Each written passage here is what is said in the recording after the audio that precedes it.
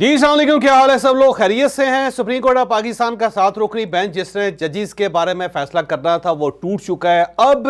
इन जजेस के इशू का क्या नतीजा निकलेगा और क्या सुप्रीम कोर्ट ऑफ पाकिस्तान पीछे हट रही है और चीफ जस्टिस ऑफ पाकिस्तान के पास अब क्या ऑप्शन बचा है, ये हम आपको पूरी तफसील के साथ इसी वीलॉग में बताएंगे।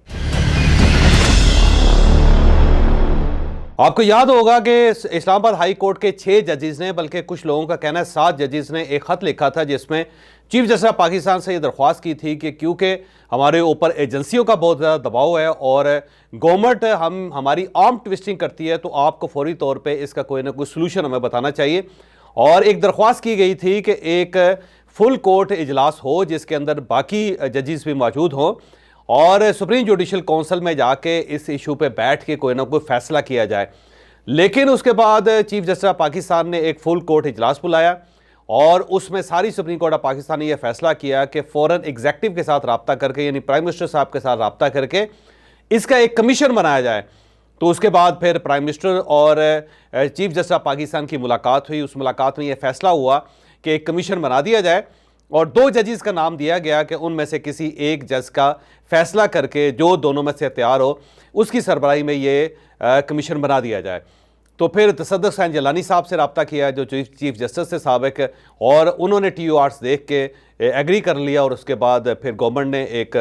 फौरी तौर पे कैबिनेट का इजलास बुला के एक कमीशन बनाने का ऐलान कर दिया। फिर उसके बाद तसद्दुक़ हुसैन जिलानी साहब पीछे हट गए और उन्होंने कहा कि नहीं, और उसकी जो वजह थी वो ये थी कि पाकिस्तान तहरीक-ए-इंसाफ ने ठीक ठाक किस्म की सोशल मीडिया कंपेन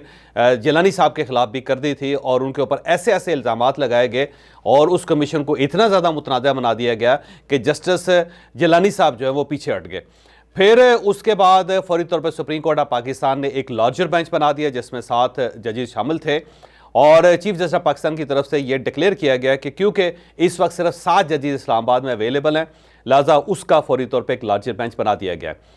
फिर इस लार्जर बेंच के अंदर समाअत हुई और लाइव समाअत हुई। पूरी दुनिया ने देखा कि चीफ जस्टिस और उनके जो साथी जजेस हैं उनके क्या रिमार्क्स हैं और दूसरी तरफ से जो वकला पेश हुए थे उन्होंने किस किस्म के एविडेंस दिए। और फिर उसके बाद इस नवंबर की आखिरी तारीखों के लिए एक डेट दी गई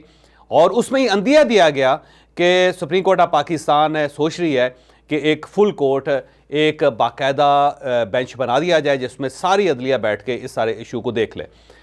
लेकिन फिर ईद के दिनों में 7 रुकनी बेंच का फैसला आ गया और उस फैसले के अंदर कई जजेस जो उनके इख्तलाफी नोट आए, उसमें से एक जस्टिस याहिया अफरीदी साहब भी हैं जो सीनियर जज हैं और उसमें उन्होंने ये कहा कि मैं अपने आप को सुप्रीम कोर्ट ऑफ पाकिस्तान के इस लार्जर बेंच से अपने आप को अलग करता हूँ क्योंकि मेरा ख्याल ये है कि जजेस का जो इशू है उसे सुप्रीम जुडिशल काउंसिल में ही हल होना चाहिए, वहाँ इस इशू को उठाना चाहिए और सब जजेस को बैठ के फैसला करना चाहिए कि हमें जो प्रेशर आ रहा है हाई कोर्ट्स के ऊपर उसको किस तरह हमने डाइवर्ट करना है या किस तरह उसको सस्टेन करना है या इस पर हमारी क्या पॉलिसी होनी चाहिए। बल्कि जस्टिस याहिया अफरीदी साहब का ये भी कहना था कि ये इशू हाई कोर्ट्स का इशू है और उन्हें अपने तौर पर हल करना चाहिए था, इसे सुप्रीम कोर्ट ऑफ पाकिस्तान नहीं आना चाहिए था। बहरहाल अब अगर ये आ गया है तो सुप्रीम जुडिशल काउंसिल ही एक राइट फोरम है जिसके अंदर ये बात की जा सकती है। इस फैसले के बाद और इस इख्तलाफी नोट के बाद ये जो लार्जर बेंच है 7 रुकनी, ये टूट गया और अब ये इसकी समाअत ज़ाहिर नहीं कर सकेगा और सुप्रीम कोर्ट को फौरी तौर पे या चीफ जस्टिस ऑफ पाकिस्तान को फौरी तौर पे नया बेंच बनाना पड़ेगा या फिर उन्हें वाकई ही एक फुल कोर्ट बेंच की तरफ जाना पड़ेगा जिसके अंदर सारे जजेस बैठ के फैसला कर लें। अब सवाल ये है कि जब ये फुल कोर्ट होगा तो क्या उसमें जस्टिस याहिया अफरीदी साहब बैठेंगे? क्योंकि जब वो 7 रुकनी लार्जर बेंच से निकल गए हैं तो क्या वो फुल कोर्ट का हिस्सा बनना चाहेंगे या नहीं बनना चाहेंगे? एक बहुत बड़ा सवाल है जो आने वाले दिनों में डिस्कस होगा। लेकिन जो ये कार्रवाई है इसके बाद कुछ चीज़ें सामने आती हैं जो मैं आपके सामने रखना चाहता हूँ। पहली बात तो ये है कि जजेस का इशू वाकई एक बड़ा इशू है पाकिस्तान की हिस्ट्री में, बल्कि शायद दुनिया की हिस्ट्री में इस नौयत का कोई केस नहीं आया होगा कि जब हाई कोर्ट्स के जजेस ने इतनी बड़ी तादाद में, जब 8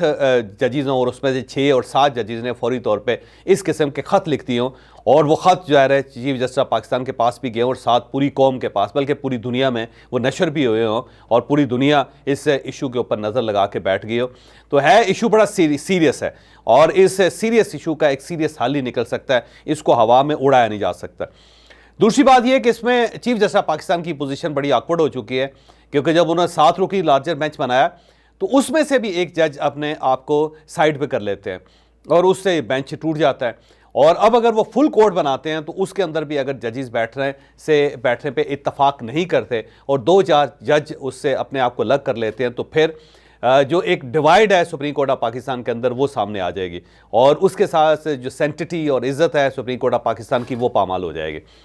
थर्डली, अगर एक फुल कोर्ट बनता है और वो कोई ठोस फैसला नहीं करता और वो ये नहीं बताता कि इस किस्म का सोल्यूशन क्या है और हाई कोर्ट्स को क्या करना चाहिए और जिन जिन लोगों की निशानदेही हाई कोर्ट्स के जजेस ने की है उनके खिलाफ क्या कार्रवाई होनी चाहिए, तो फिर भी ये इशू लिंगर ऑन कर जाएगा। फिर भी ये सुप्रीम कोर्ट ऑफ पाकिस्तान की इज्जत को मेरा ख्याल है उसके ऊपर हरफ एक ले आएगा। तो इशू बड़ा गंभीर है और इसमें सुप्रीम कोर्ट ऑफ पाकिस्तान की इज्जत और चीफ जस्टिस ऑफ पाकिस्तान की इज्जत बाकायदा दाव पे लगी हुई है और इसका जो हल है मुझे सरदस्त कोई इस तरह इसका कोई ठोस किस्म का हल नज़र नहीं आ रहा, क्योंकि अगर supreme court of Pakistan Pakistani agencies के खिलाफ फैसला कर देती है तो ये भी एक फ़ैसला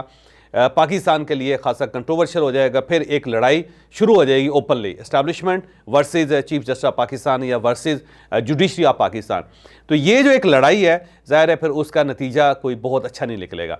और अगर chief justice of Pakistan compromise कर जाते हैं तो फिर जो जुडिशरी है और उसके साथ साथ जो लॉयर्स की कम्युनिटी है उसके अंदर चीफ जस्टिस ऑफ पाकिस्तान की इज्जत के ऊपर हर्फ आएगा। और chief justice of Pakistan retire होने वाले भी हैं, ये बहुत ज़्यादा अरसा चीफ जस्टिस नहीं रह सकेंगे। तो इस सूरत हाल में चीफ जस्टिस ऑफ पाकिस्तान की जो सूरत हाल है वो खासी नाजुक है और इन्हें कोई ना कोई बोल्ड एक डिसीजन लेना पड़ेगा इस साइड पर या उस साइड पर।